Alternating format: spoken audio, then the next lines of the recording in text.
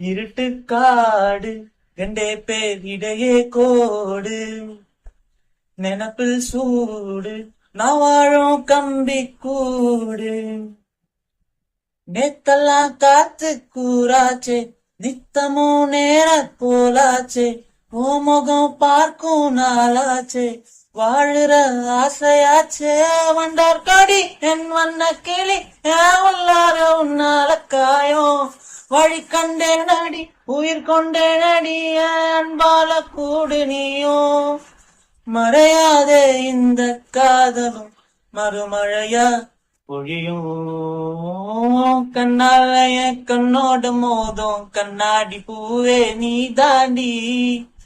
எவ்வளவு அழகான சாங்ல மக்களே.